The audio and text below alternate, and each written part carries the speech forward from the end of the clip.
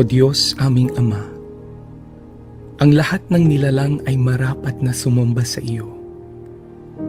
Higit sa iyong mga biyaya, sinasamba ka namin dahil ikaw ay ikaw. Lumalapit kami sa iyo, dakilang tagapaglikha, nagsusumamo at humihingi ng kapatawaran. Kami ay nagkulang at nagkasala. Patawarin mo kami sa katigasan ng aming mga puso. Turuan mo kami at dalhin sa inyong kalooban. Tingnan mo kami ng may awa at kahabagan. Hilumin mo po ang aming bayan, ang aming mga mahal sa buhay, kaibigan, kapitbahay, karatig bayan, ganon din ang aming mga kaaway sa pandemyang kinahaharap namin sa COVID-19. Isama niyo na rin ang mga may sakit sa iba't ibang karamdaman. Panginoon, balutin mo kami ng inyong kaluwalhatian. Itago mo kami sa lilim ng inyong mga pakpak laban sa anumang kapahamakan o wala sa oras na kamatayan.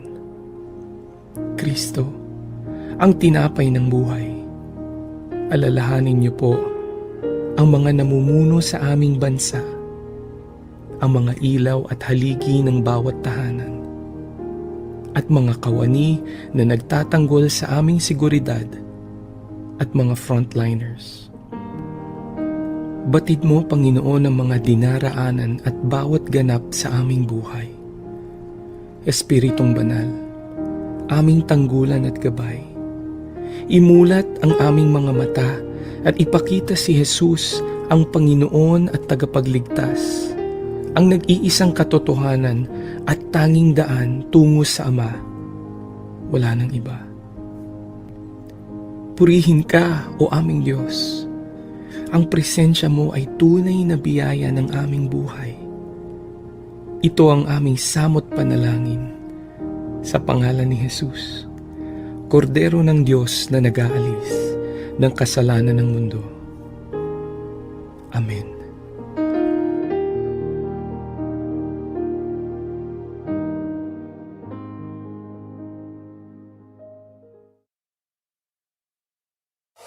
Reaching out to Filipinos worldwide, the now of digital entertainment with studios in Manila, Bacolod, Hong Kong, and Los Angeles, California. This is V81 Radio Worldwide.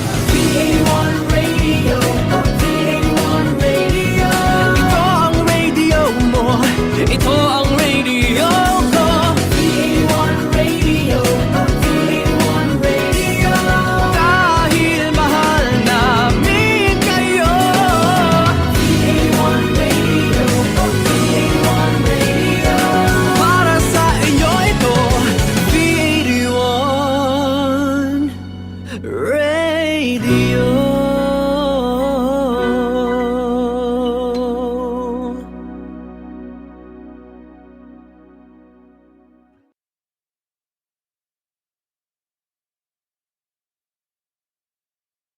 The views and opinions expressed by the host do not necessarily state or reflect those of the company and its management. Furthermore, the views and opinions of the guests do not reflect those of the host, the show, this station, the management, and the network.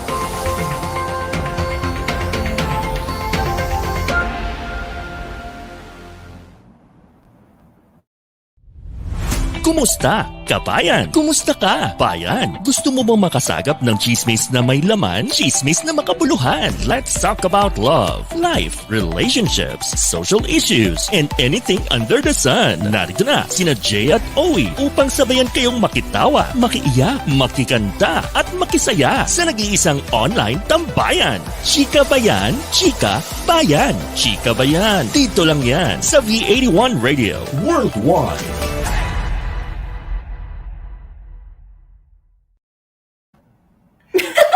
Hello! Welcome back mga kabayan! Isang magandang Chismis Tuesday ulit sa inyong lahat, no? This is again Owie. And this is Jea and Girl! Ano, chika ba yan? Chika ba yan? Chika Bayan! Ayan, kumusta naman kayo ng mga Hello. kabayan na nanonood sa amin, no? And thank you ulit sa pagsubaybay or muling pagsubaybay sa third episode ng CHIKABAYAN kasi we're gonna talk about something na sobrang relevant ngayon. True. Mag-e-election na. And I think kahit even before elections, we've also have talked about this naman eh. And you also might have experienced this. Pero before we talk about our episode for today, please don't forget to download the V81 radio app. It's available on iTunes tuloy, no? Apple Store and Google Play. And where else can they watch our shows? Transition. You can also download the V81 radio app on your Amazon Fire TV. So, lahat ng shows ng V81 radio mapapanood ninyo dyan sa Amazon TV device.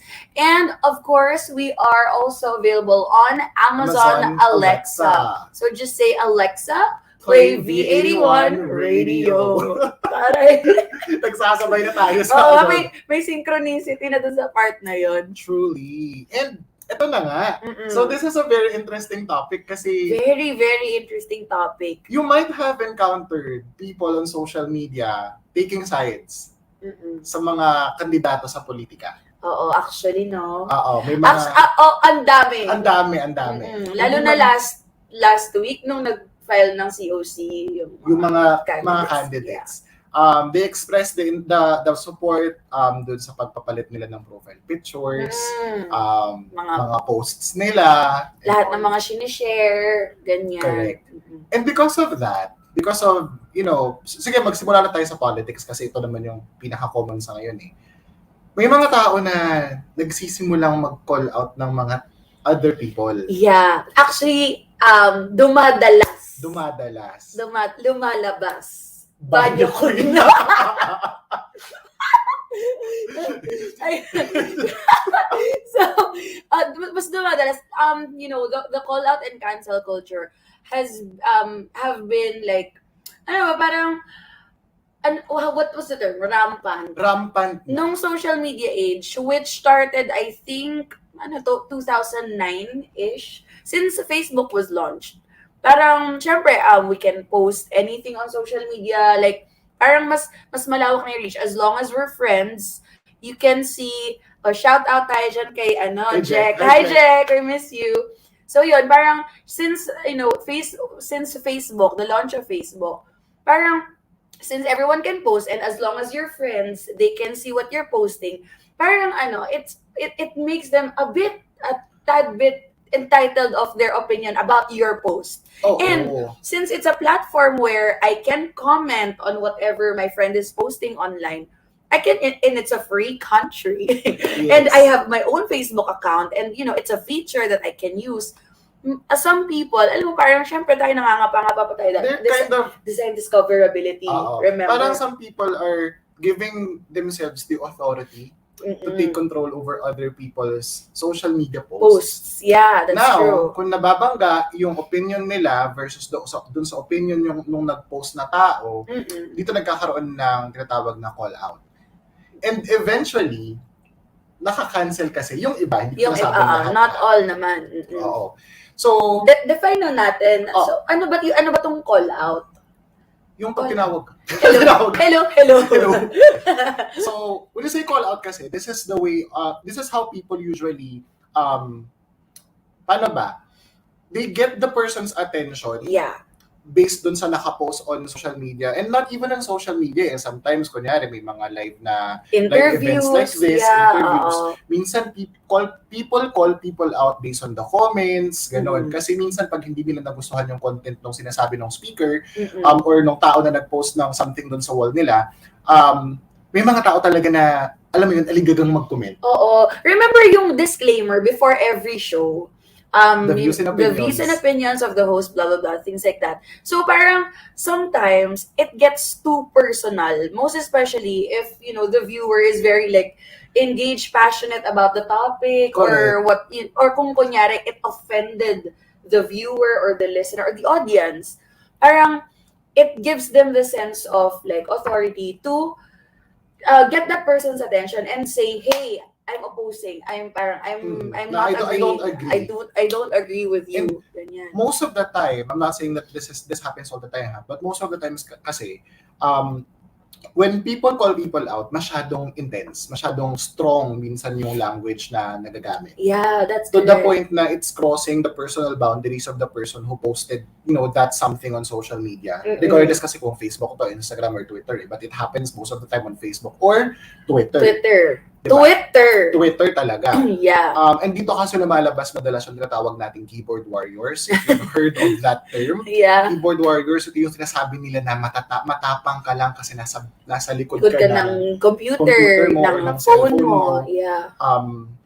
So yun, that's call out. Mm-mm. Pag sinabi mo namang cancel culture, this is the time that you totally cancel the person and you as if hindi siya nag-exist at all. Oo, parang when you cancel a person, it's like parang whatever you did in the past no longer accounts to this because of this single thing that you said, single thing that you did. Parang you're really like canceling Correct. X. You might also have encountered this personally. Ako, I've heard a lot of news. May mga celebrities Lalo na nung early pandemic, just Oo, every week nagka-cancel May ng mga nakaka-cancel na tao. tao. Oo. Imagine just because of one celebrity siding with a different or with someone sa politics. Alam mo, nagpa-picture lang yung isang celebrity Mga ganyan. with this person, with this political person. Oo, or nag-TikTok video. Oo. Ganyan. Then Parang suddenly people kinakancel are na siya. boarding a certain hate train. Sorry for the strong language. Hate is a strong language. Yeah, that's true. But they are boarding that hate train for them to call the person out and eventually cancel na parang, ay, itong taong to no longer relevant because andito siya sa side ng politika na to. Or parang itong taong to, grabe yung politics pala even last year na. Oo No? naman, Parang kung TikTok ka lang kasama tong ano na to, may label ka na kagad, tas X ka na parang supporter Oo. ka na nito, ganyan. Mag-post ka lang na nagustuhan mo yung isang something. Oo. Na hindi, kunyari, pineapple on pizza. Parang gano'n. Oo. Parang ika-cancel ka na agad if you posted na kumakain ka ng Hawaiian pizza, something like, oh, I love Hawaiian pizza. Sorry, don't hate me. Charing. But let's be a little more realistic. Oo.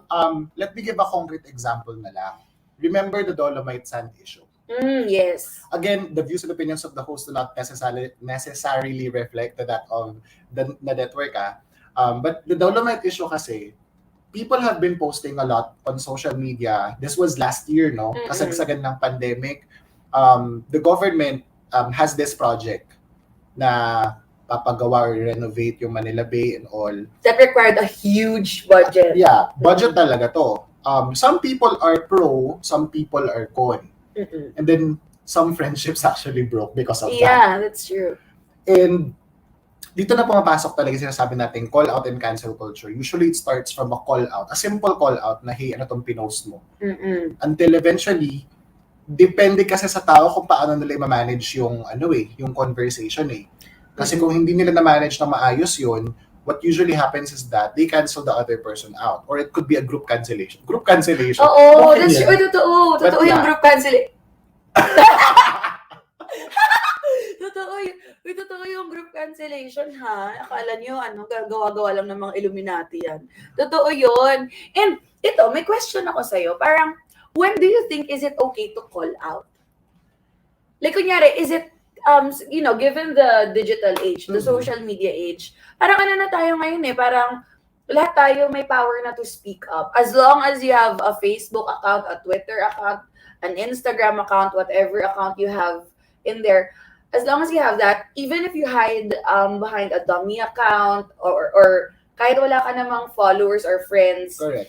you can call out people. But when do you think is it the right time to call people out? Good question siya. Calling someone out is okay. Para sa akin. Calling someone out is okay. As long as you're rooted dun sa legal, moral, ethical, and social na values mo. There's no such thing as a right time or wrong time for calling out kasi if you feel that there is a behavior ng tao na pwede mong i-call out na hindi nag-align dun sa legal, moral, social, and ethical values mo, pwede ka kasi mag-comment. Again, we live in a free country. As long as you post something, or every time that you post something on your wall, sa social media, Facebook, Twitter, or any social media platform that may be, kahit TikTok nga, di ba? Oo.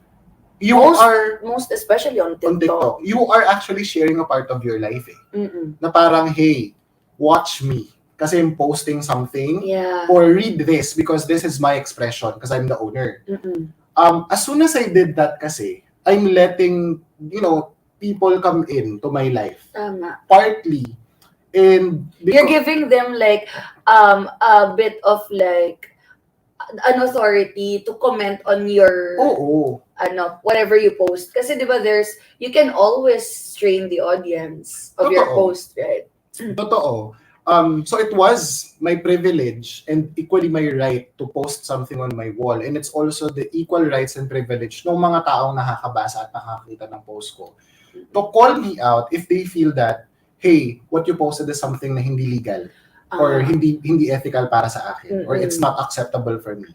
So wait, so for you, like it's okay to call out anytime. Ganun. Anytime, pero meron akong but kasi dyan. Caveat yung disclaimer ko dito kasi, it's okay to call people out anytime, but how? You have to have the right intentions as to why you're calling this person out. That's true. Hindi kasi pwede, again, this is how I do it, hindi kasi pwede yung tipong magko-call out ka na hindi ko nagustuhan yung pinost mo dahil ganyan-ganyan.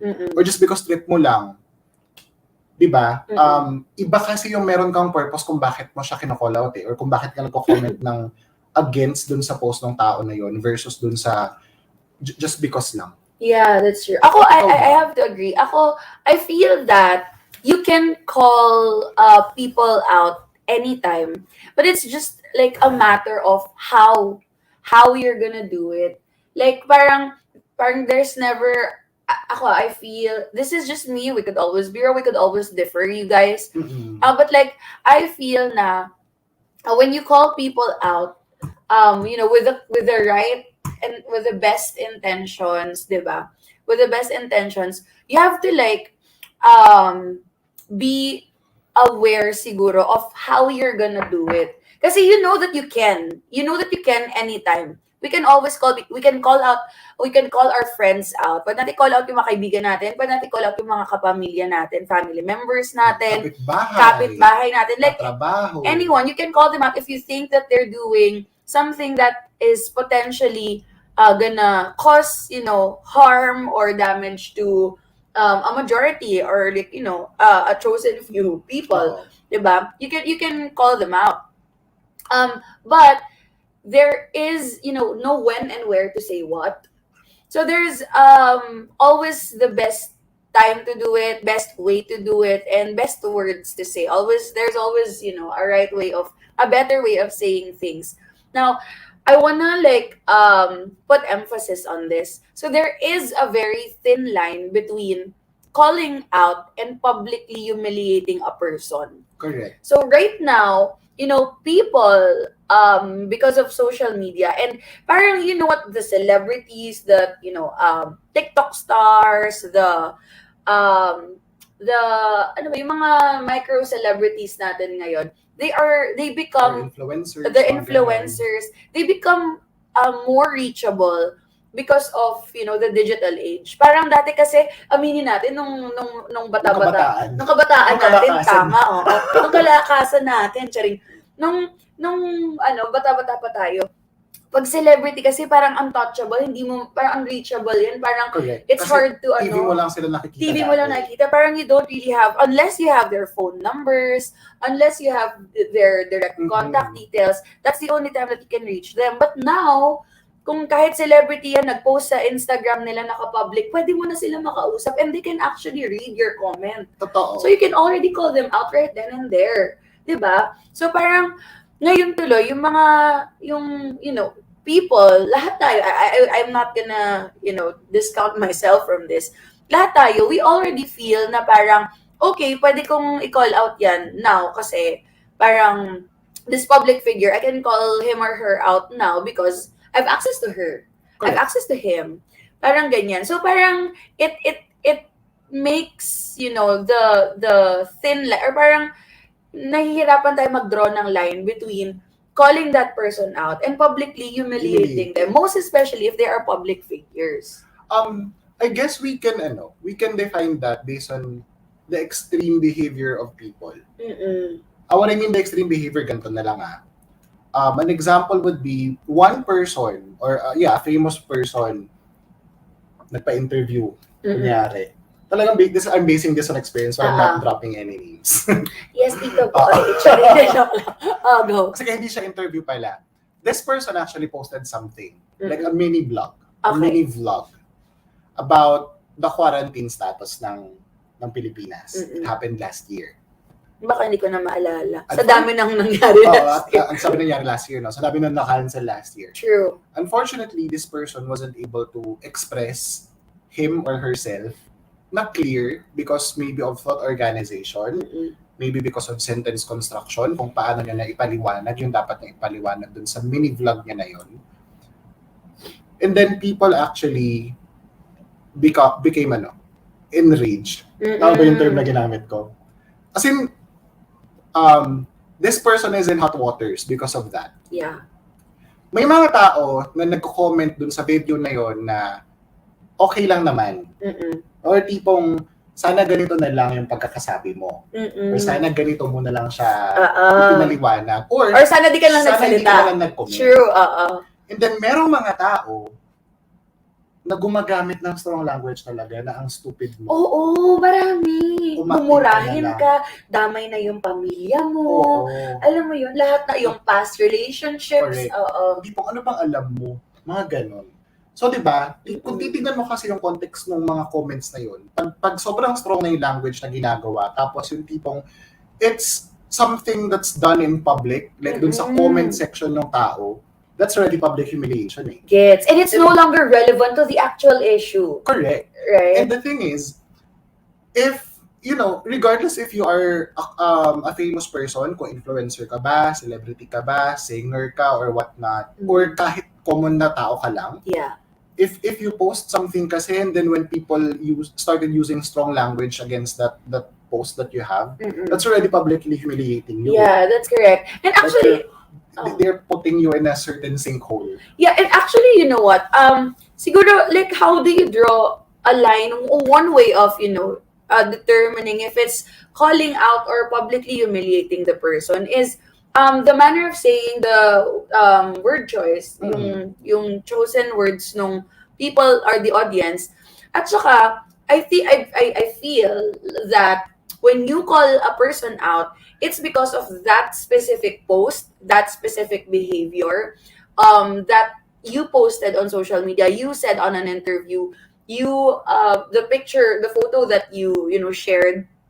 But it becomes public humiliation when it gets too personal and they start bringing up past issues about you, your family. Alam mo yun, nag-post ka lang na naka-bikini ka, biglang diniscuss kung ano yung natapos mo sa pag-aaral. Oo, Diba? na That's parang publicly humiliating public na. humiliation na siya, na parang it's no longer relevant to what was said, to what was done, but they're sharing it out there because the intention is to hurt you, Correct. to offend you, And not to give you that to humiliate constructive you. feedback. Yeah. Na dapat constructive feedback yung binibigay instead of them humiliating you just because of what you posted. Parang gusto ka na lang talaga nilang ipahiya. They wanna make a fool out of you. They wanna make fun of you. That's the intention.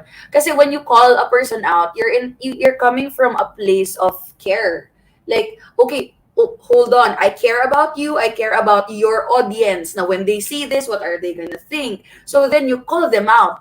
Na parang, hey, what is this? Parang, why are you saying this? Why are you with this person? Then you call that person out. And Correct. if it's a public figure, then we understand that, the call out would have to be in public too. Totoo. But if there's a way to reach to that, or, to reach out to that person in a less, or in a way that has less more private. audience, more private, more intimate, then we could probably opt to do that instead. Kasi, again, we go back to our intention. Correct. Why are we doing it? What is there a behavior that we're trying to correct? Is there a behavior that we're trying to understand? Is there a behavior that we're trying to address and acknowledge? Kasi I feel that calling out is normal, most especially now. Normal na siya ngayon. Normal na Kasi siya. And we right now, it's magka-campaign period na yung politicians. And if it concerns, a majority, most especially the country, your family, the future of your family, and you see like, a public figure, a politician, doing something that is not good for you, for your countrymen, wow, or your countrymen, parang you have a voice. We all have a voice now, Correct. and we can call them out already. And communication is accessible anywhere eh. As long Unless as we wala have the kang- purest of intentions, and we're not Totoo. doing it. Kasi sometimes, ngayon napansin ko parang we're just calling people out just to oppose eh. Ang daming mga ganun ngayon eh. Parang they're not really as clear. Yung intentions nila are not as clear and as not as pure. They just simply call people out just because, and Parang- walang intention at all, just to Dito kasi pumapasok yung tinatawag nating kampihan. mm-mm. Diba? Nagkakaroon kasi ng ganyan eh. Let me give a concrete example na lang. You know that there are two big parties fighting for the seat next year. Hindi naman dalawa lang sila. There are other candidates too. Pero mas matunog kasi yung dalawa. And I know that our viewers can totally relate eh. Na if someone is nasa left side of the boat and then the other one is on the right side of the boat, they post something on social media together until hindi naman not really them waging war, pero because of these improper call outs, because of these publicly humiliating posts against the other, nagkakaroon na ng hatred. And Tapos lumalaki na yung ano. yeah. And you know what? I think the misunderstanding is coming from personal vendetta. Ano ba? Parang it becomes personal. Kasi It's kunyari, bias. it's actually. bias. Kunyari I call this politician out because I can. Because I see that this person is not doing anything or is doing something wrong. Correct. So I can call him out because, he's he or she is a public figure, and I it's my right, as a citizen, to call this person out. And then a supporter of this politician comes at me like, dude, hindi ikaw. Siya. Sir, hindi po kayo. So, kinall out mo si politician. The supporter of this politician called you out. Me. Tapos ang pagkaka-call out sa'yo, kayo mga ganito, mga bobo kayo. Oo. Diba? That's true. So parang, that's when it gets problematic. Kasi lahat naman pwede tayong mang-all out ng public figures. But like, how do we do it? And what's our intention? Diba? So if that's the case, kunyari, most especially this, election season, campaign season, when you talk about, or when you have different opinions about politics, it's always best to talk to the person directly, or start a conversation, a healthy conversation. Parang don't go calling out whoever just because they called out the candidate that you're voting, or you're them. Ganyan. Kasi ako I believe that when you call someone out kasi parang you're also letting this other person take a part of you. Oo, you're giving them access to you. You're giving them access to energy, your energy. And when you do that kasi, dalawa lang yan. Either matutulungan ka niya or makakabawas siya ng kung anong mental space. Babadtripin ka niya, Oo, ganyan. ka. That's true. We can always execute proper feedback kasi proper call out. Kung sobrang close, I'm taking it na lang personally. Pag sobrang close kasi, I try to talk to the person pa eh. Lalo kung yung taong to ay nasa inner circle or kahit nasa outer circle. So, I usually would, send the DM na lang. oo, or parang ganun. take it like backstage. Oo. Pwede natin tong dalhin backstage, most especially if it's personal. Correct. And I think we can, talk about how to give constructive feedback more after the short break, no? Yes. So, kabayans, we'll be back after a short break. Stay with us. Be right See you back. later. Magbabalik ang Chikabayan, Chika Bayan. Chikabayan, dito lang yan sa V81 Radio Worldwide.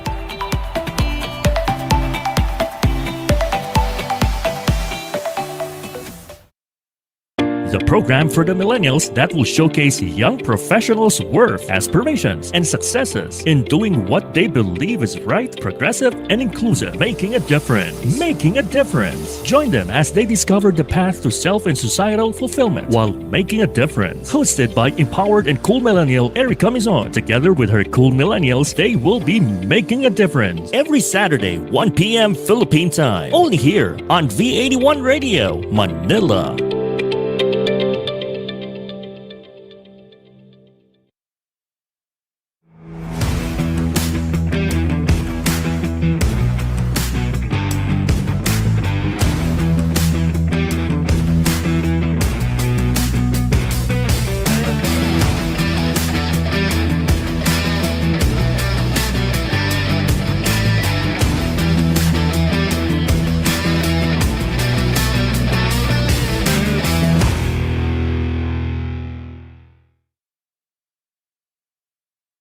Connected ka na ba para laging updated sa mga bagong shows, promos, trending news, viral videos, events, o patok na OPM hits? Just follow us on Facebook. Simple lang. I-type lang ang letter V81 Radio. O, di ba madali lang? Kaya i-like at i-follow na. Kabayan, nahuhomesick ka ba? I-download na ang aming mobile app at mag-enjoy sa mga kantang tatak Pinoy and feel like you're home. The V81 Radio mobile app, available in the App Store and Google Play Store. V81 Radio mobile app, free now, free forever. Hi! Karencita here! Pinoy music ba ang hanap mo? Download the V81 Radio app, available on the App Store and Google Play. Free now, free forever! V81 Radio, V81 Radio. Ito ang radio mo, ito ang radio ko. V81 Radio, V81 Radio. Dahil mahal namin kayo. V81 Radio, V81 Radio. Para sa inyo ito, V81 Radio.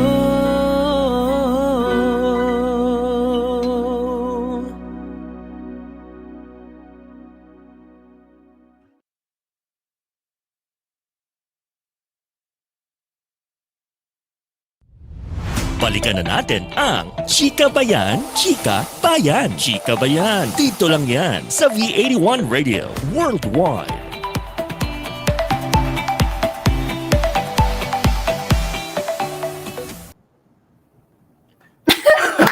Welcome back to CHIKABAYAN. Singer na rin. Singer ka bigla. Makulot ako Ayan. doon. Sorry. Oo nga.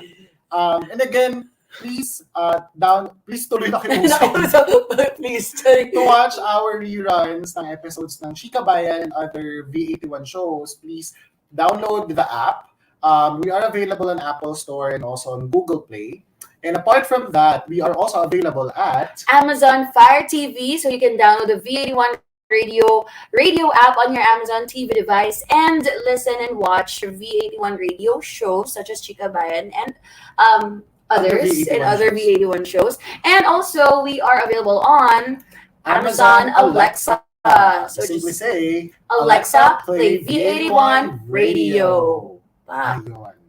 There we have it, ladies and gentlemen.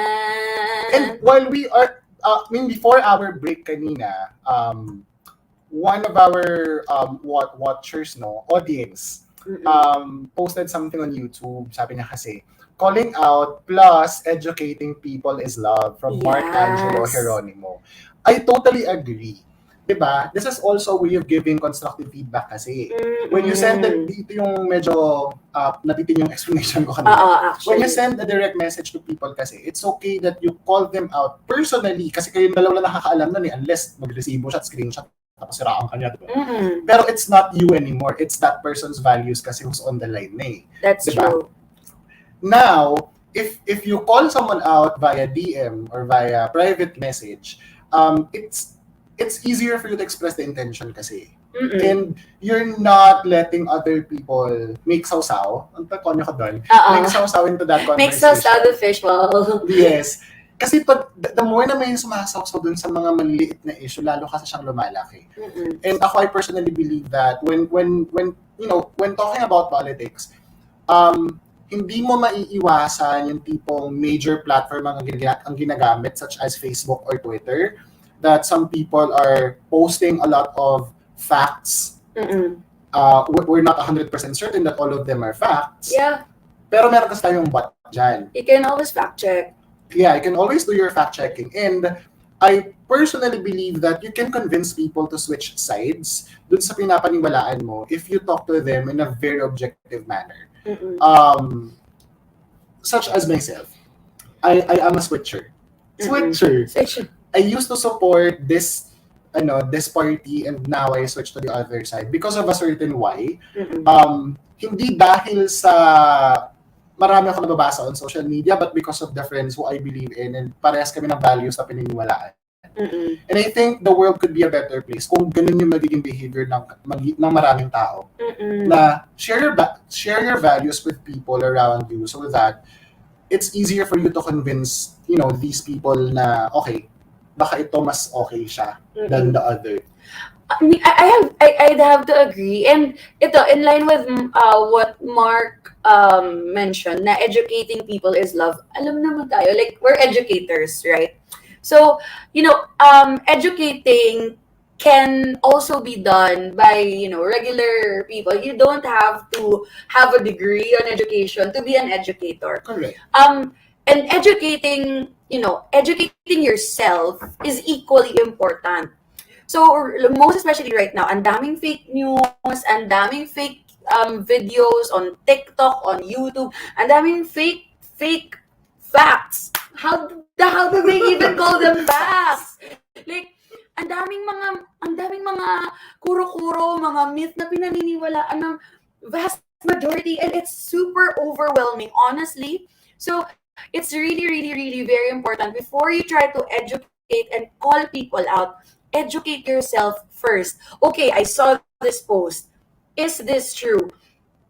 If you can spend hours on YouTube, if you can spend hours on TikTok, then you can spend hours, trying to get legitimate resources for these facts that are being presented to you.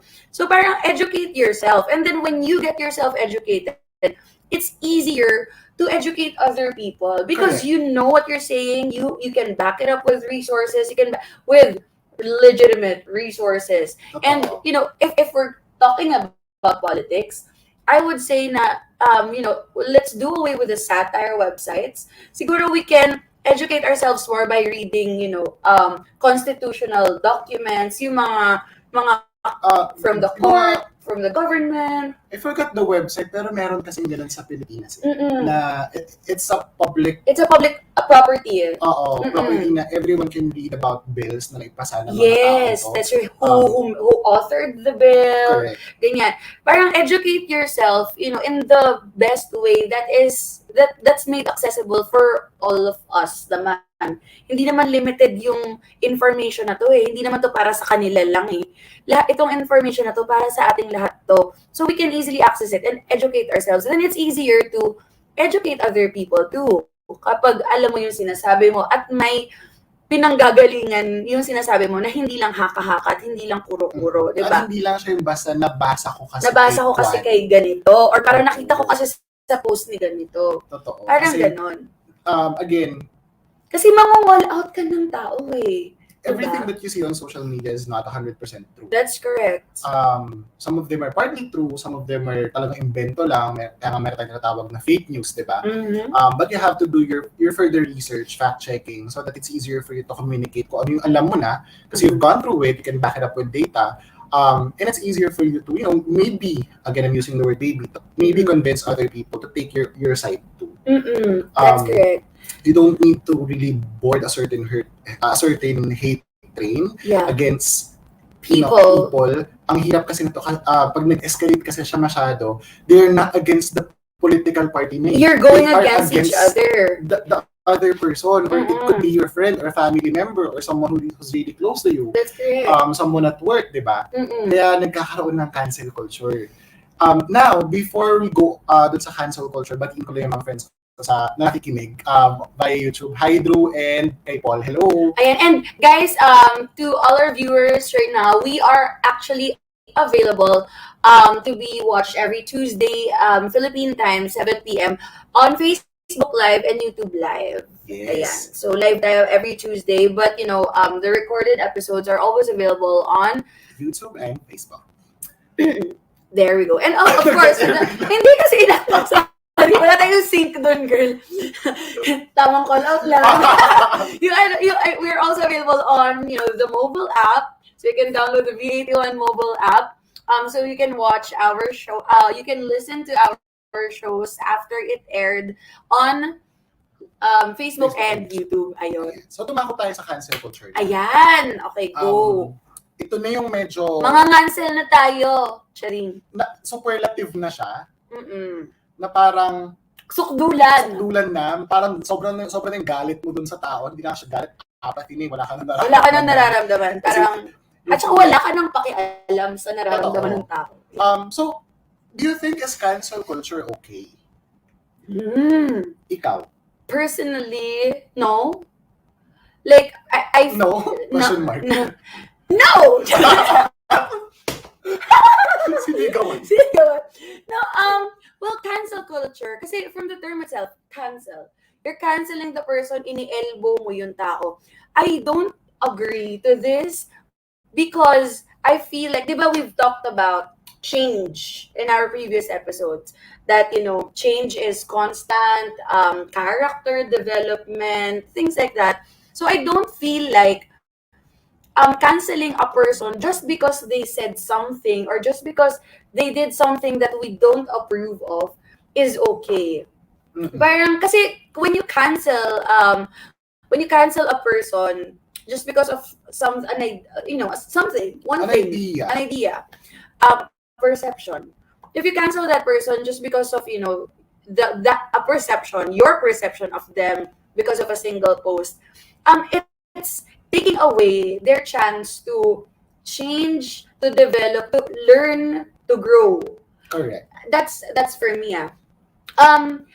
In when we're talking about the cancel culture, like on a more intimate note, like say within friends, mga cancel tayo ng kaibigan, i-ekis natin yung kaibigan natin.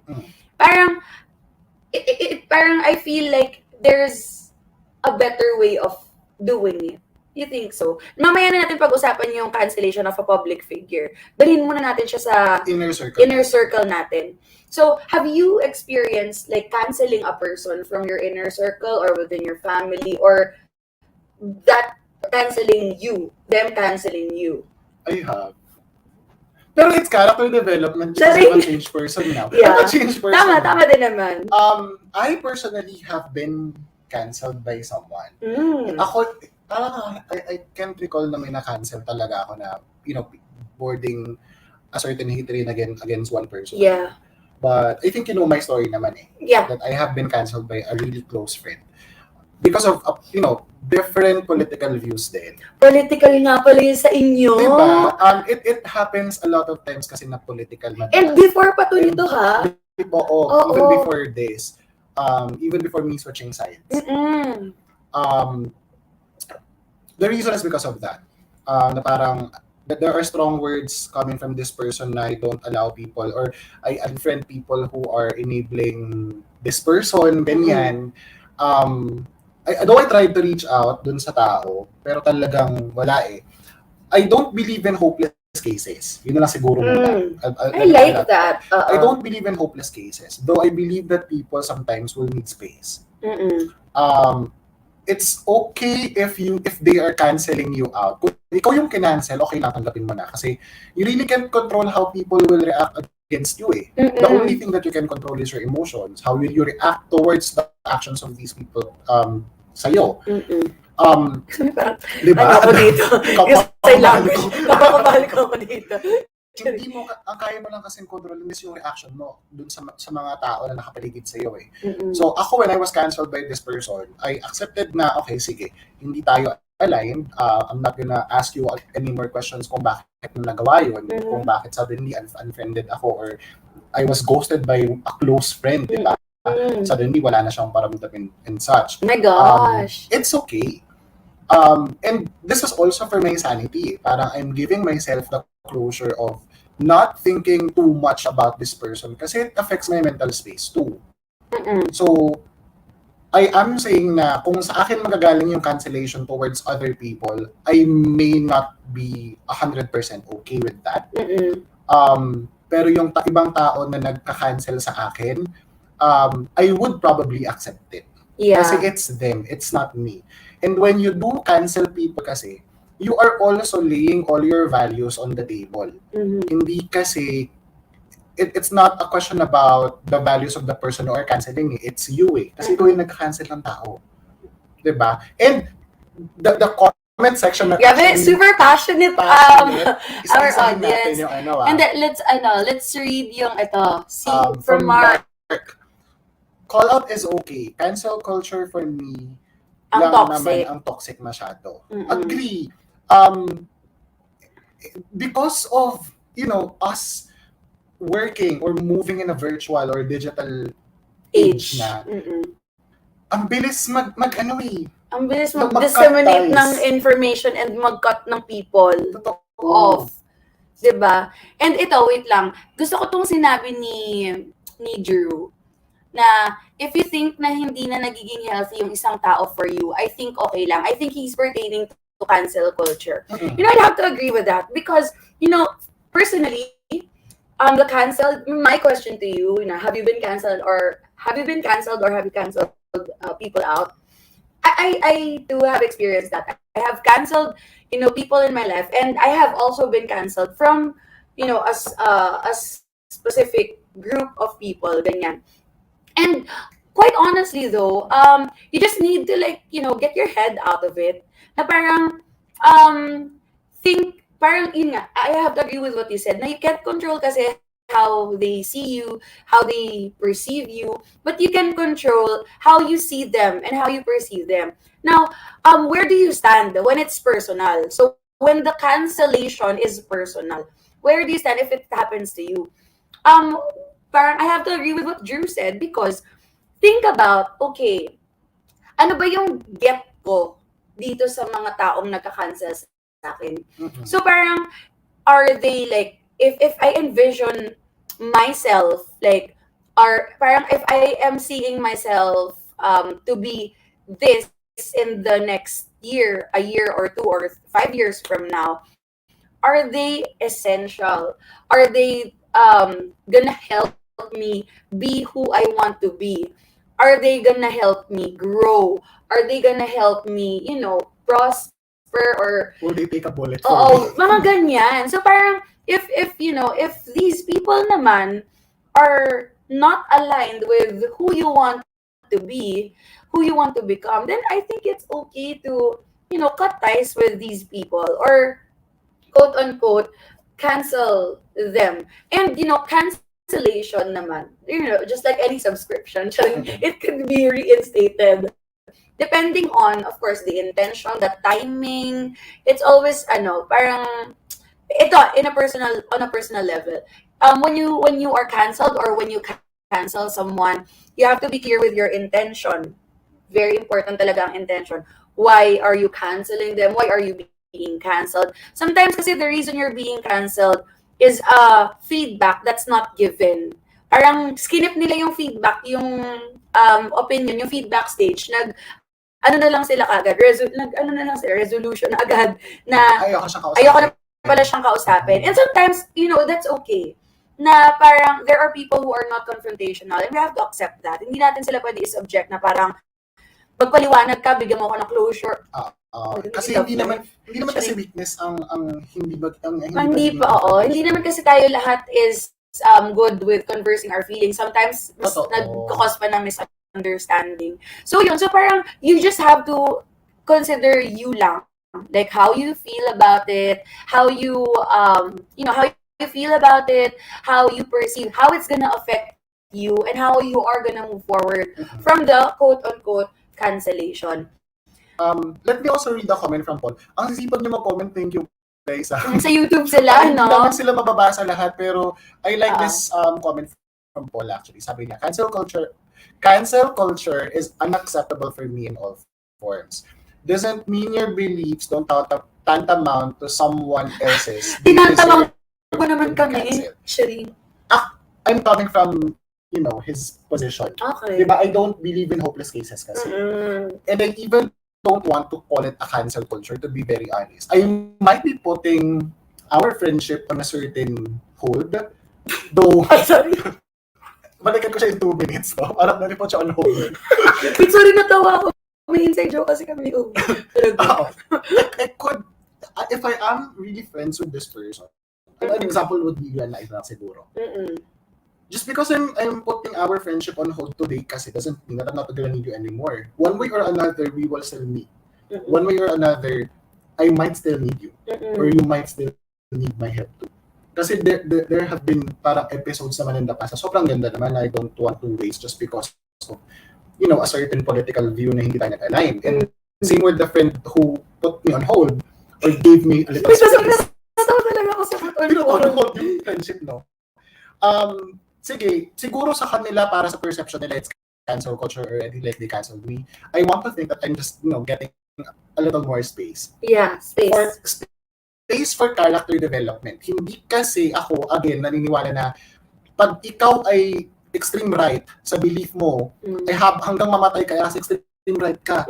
It doesn't happen. Change is the change is the only constant thing that there is in the world, diba? Ako, I partly agree with that, no? And I told you about this naman. I partly agree with that, but I also believe that, we, if we're friends, this version of ourselves might not be compatible, and we don't know what's gonna happen to the next versions of ourselves because again, we change constantly. We become better, some become worse. Charing, wag naman sana, but like, we evolve eh. So maybe this version of us are not compatible as friends, but like in a month, and again, change can happen in a snap. In a month, in a year, in a second, probably the next versions of ourselves would be more compatible than who we are today. So like when you cancel you can't really like cancel a person completely because it somewhere in the future, most especially if you have a past, if you have a history, kung may pinagdaanan kayo, Kung may pinagdaanan kayo, parang if you cross paths in the future and you're already like, you're already different versions of yourselves, you're already better, you've learned a lot na, parang you're two totally different people than who you were like years back, you can still rekindle yung previous friendship. Totoo. Diba? Like, not totally closing doors. Kasi if you close doors, it means you're holding a grudge. And that's not healthy. Remember It's not gonna help you grow. episode 2 natin last week about trust. You can't really mend broken trust, but there is forgiveness. Same with cancel culture. Like, you may not be friends with this person today. Again, I'm speaking in the now, but who knows what's gonna happen next time. Tomorrow, diba? Never close doors. You may be giving this person a space. Dun sa nangyayari sa inyo. Both of you. Oo. Parang, Space, room to grow. Room to grow, room to grow. Sabi nga dito sa comment ni Mark, Ganda na hair ko. Thank Ganda na you, hair, thank you, Jea. be. Thank you, be. kung hindi na healthy ang tao, block.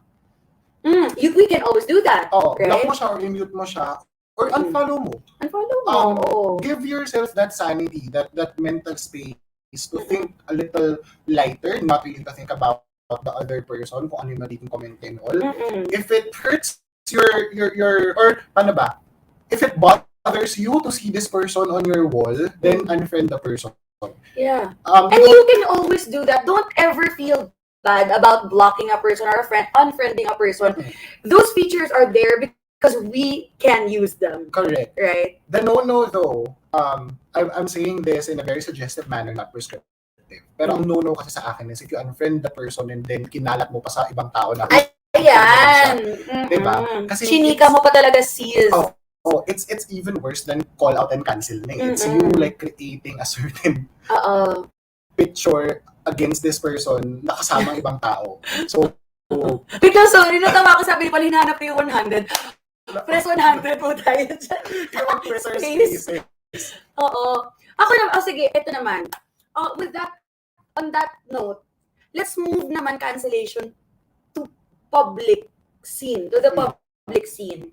So, is it okay to cancel naman a public figure? Ang daming nangyari ito last year, Ang daming mga na-cancel ng mga TikTok content creators, ang daming na-cancel ng mga influencers because of things. Ilang beses na na-cancel sa Twitter. Taring. Pero, ang daming na-cancel ng ang daming na-cancel sa Twitter ng mga personalities, diba? So, is it okay? Or any thoughts, 2 cents about cancellation in terms of public figures? Para sa akin, kasi you really can't cancel a public figure 100%. Kasi there are still enablers and supporters of this public figure regardless kung sa politics ba siya, celebrity ba siya, influencer ba siya, or what. There are still supporters. Kahit isang tao lang yan, natitirang supporter na yan, supporter pa rin yan. So, para sa akin, you really can't. Pero meron ka magagawa. Again, it's not about how the people around you react. It's about how you react toward this person. Is this person endorsing a certain brand? Hindi mo nagustuhan yung sinabi ni tao, tapos you can stop using the brand that this person is endorsing. Pwede mo kasi hindi patronize kung ano yung pinaniniwalaan niya eh. That's correct. And I wanna say this na, parang, when it comes to public figures, this was a suggestion that was, open to me, or this is like an idea that was open to me that I hope we can try to do. We're constantly trying to figure out better way to handle things, right? So instead of canceling a person completely and taking their chance to change, to grow, and to learn, instead of taking that away from them, that opportunity, why don't we just deplatform them?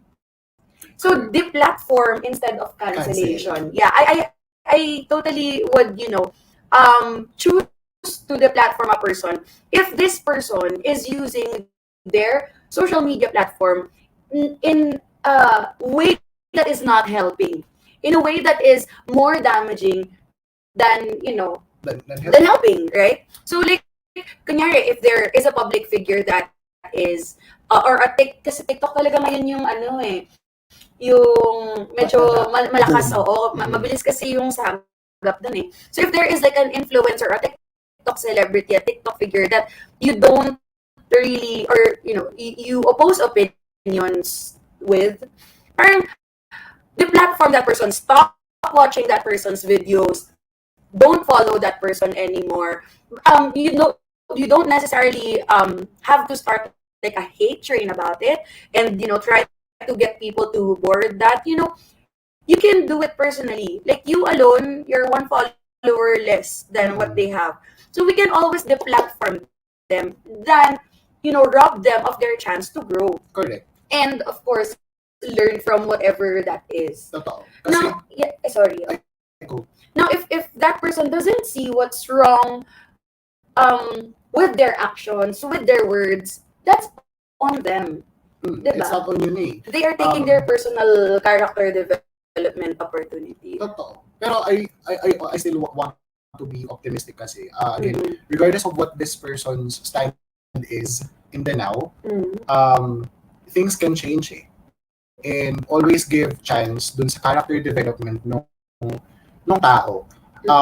People are giving you chance. So why don't you give them the equal chance to grow? Diba? You might believe differently than other people. You might believe differently than your friends or family members. Give each other that chance to grow pa and understand. For you to avoid, these conflicts and rifts na magpa-public call out kayo or eventually cancel other people. Kasi ang hirap ng tipong, it's a small world. Yeah. So wag nyo nang palitin palalo. Lalo na sa social media. Parang social media made our, world a bit like small. Kasi we can already connect to whoever. Totoo. Diba? So parang when you try to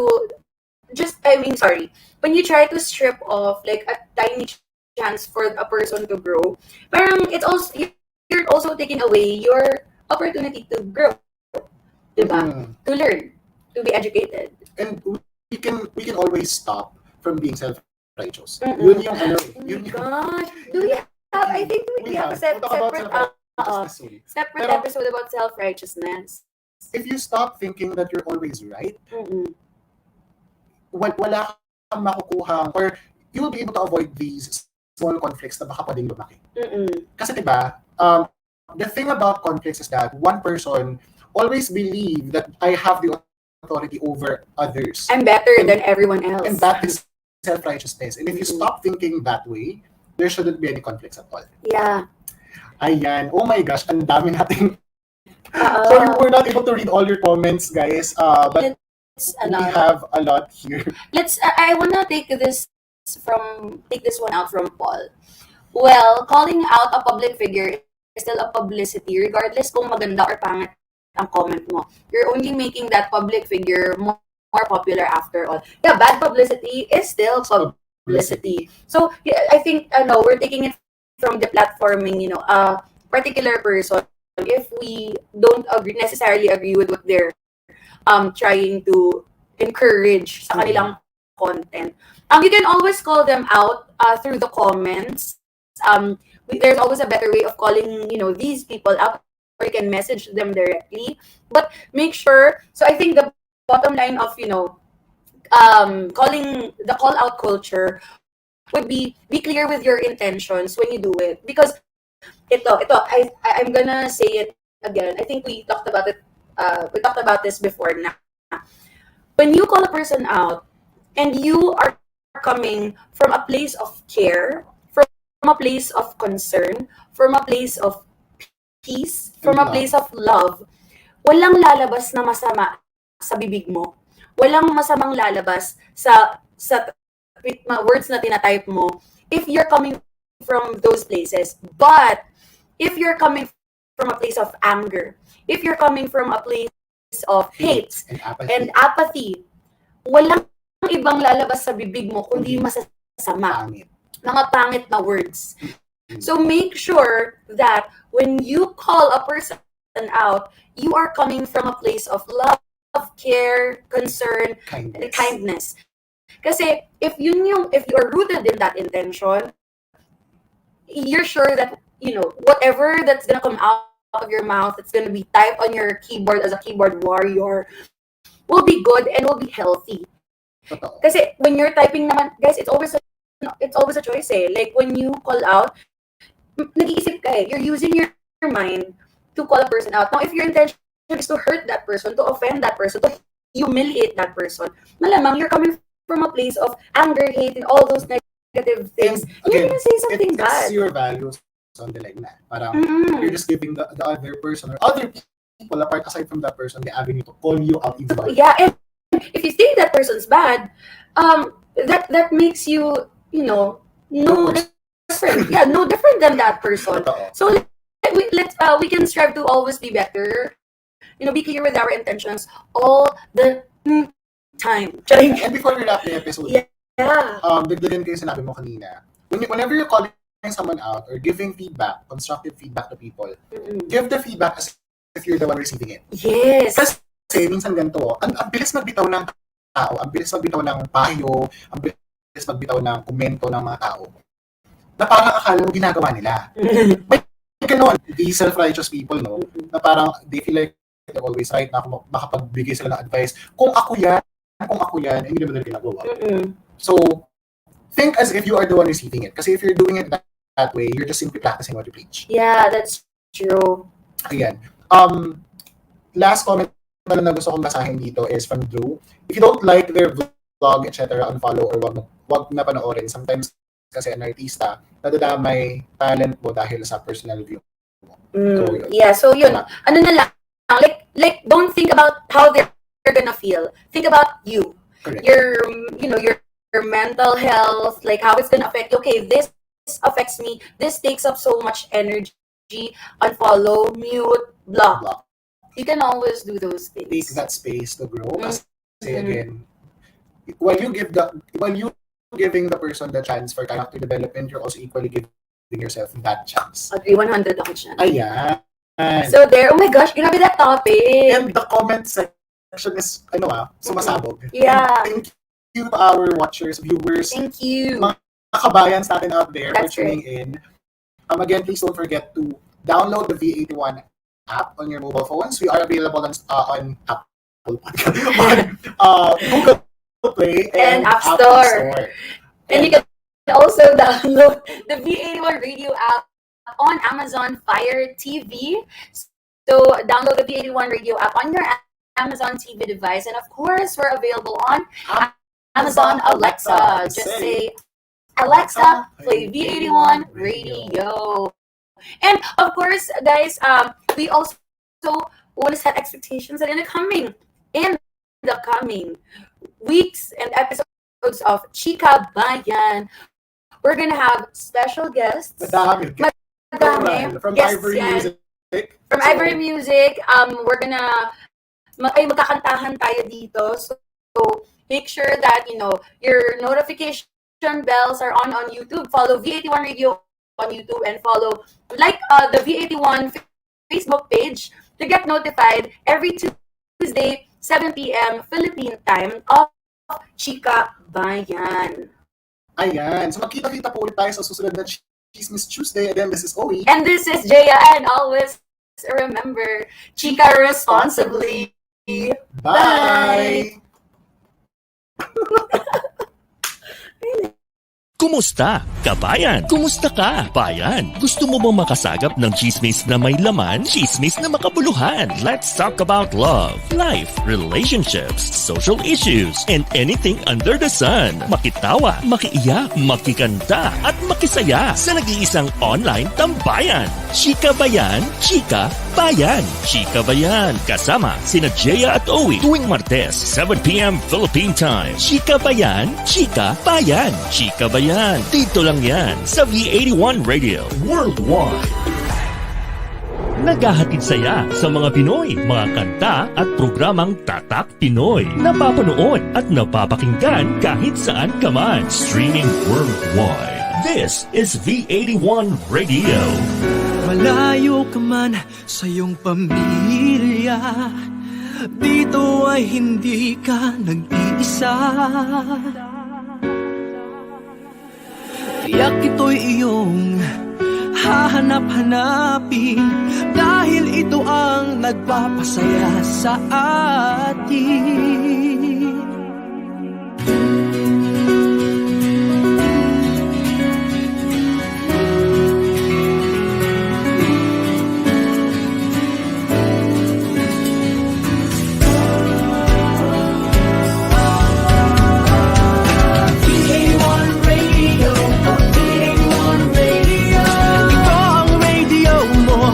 Ito ang radio ko. V81 Radio.